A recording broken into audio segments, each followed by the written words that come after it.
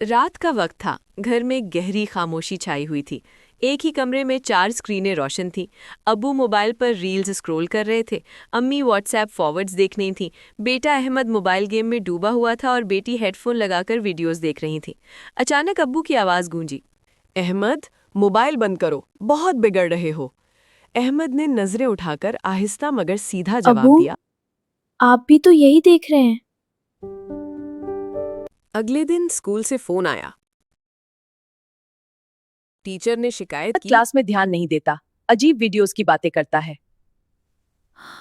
घर में शोर मच गया।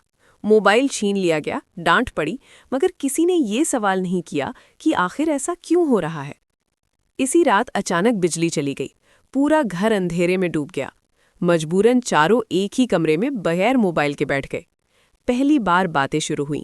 अहमद ने धीरे से कहा, अब्बू, आपने मुझे कभी नहीं बताया कि मोबाइल सही तरह कैसे इस्तेमाल करते हैं। बेटी बोली, हमने वही सीखा जो हमने आपको करते देखा। हमने वही सीखा जो हमने आपको रोज करते देखा।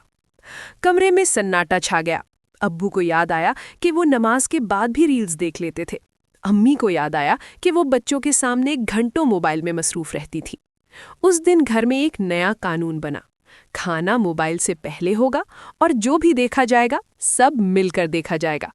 अब्बू ने साफ लफ्जों में कहा, मोबाइल दुश्मन नहीं, लेकिन अगर समझ के बगैर दिया जाए तो अंधेरा बन जाता है।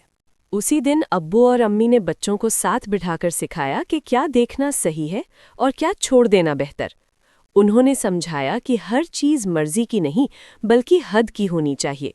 इस्लाम बच्चों को अंधेरे से बचाने का हुक्म देता है, मगर रास्ता दिखाने की जिम्मेदारी माँ बाप की होती है।